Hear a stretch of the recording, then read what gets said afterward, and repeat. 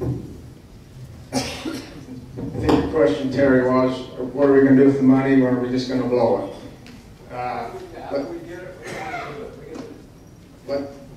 Let's all hope we don't do that. Yeah, there's some challenges because, yes, it'd be very tempting and very easy to go build a lot of infrastructure with those dollars and then not have them a few years down the road to maintain them. Millard County is experiencing some of that. Another challenge that Millard County is experiencing is the depreciation on their plant over there is now dwindling so fast that it's not receiving the tax, the county is receiving the tax dollars that it used to. That's one of the areas that we are hiring. We have hired a tax specialist firm out of Salt Lake that are giving us some advice on those things. You know, can we put a depreciation floor? You know, how do we negotiate that with the developer so that it doesn't depreciate down to nothing in 15 years, so that somehow we can keep this as flat as possible. You know, the great thing to do would be to put it away, but even the state has put limits on how much money counties and cities can rat hole or can save. So we can't just collect the money and then save it for 30 years either. It's going to take some wise management. We better not build anything that we can't afford down the road. I've thought about this question before tonight, and I know that there's some legal things that I do not understand. I also know that the tax structure goes down. It's a sad story, but as the value of that facility declines, so does the taxes they pay. A call to Pat Ingram and Juab indicated that last year the very same power plant that they built, which is the one proposed here, paid Juab County $2,387,000. My first concern would be to establish a fund that would help as this decreased. We've been getting along without those $2 million. We've had 10% cuts, so but a portion of it, as Gary just indicated, the state laws don't let you, but to what that would extend is that I would propose that we take a portion of it and it would go into a fund that would earn interest, and Sevier County could have that as a rainy day. One of the main reasons why I would propose that is all of our economic eggs are in one basket here in this county. That South Coal Mine and those truck drivers account for, in the late 1990s, an economic study from Utah State, they put that at 29% of the economic driver in this county. Due to the economic downturn the last 5 years, I'm sure that percent is higher. But that would be one thing, Terry, I would check into. A savings account, if you will, that we could give us some reserve. Okay. Just one rebuttal for.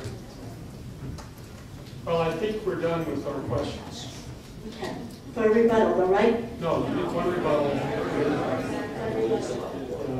You exercise your rebuttal. One per person per night? Wow. Okay, well, let's lower taxes with that $2 million. Well, let's move now to the closing comments. You each have 1 minute to summarize anything that you have, or give us your final pitch as to why you think that you're qualified, prepared. We ought to vote for you to run this thing. And we start with John Turner.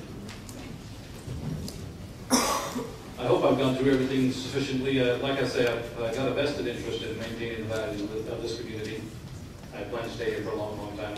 I've got children. I'd like to stay here for a long time as well, to find work or start their own businesses, or continue with my business, or whatever they want to do in this valley. But I'd like them to stay here if they want to.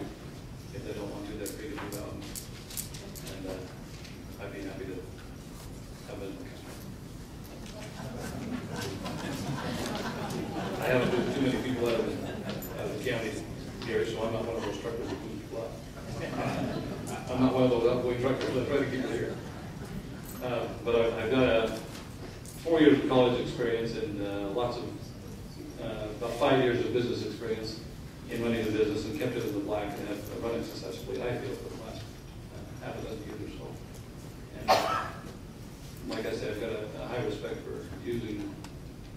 public money for the right reasons. And thank you for allowing me to do this. I'd like to thank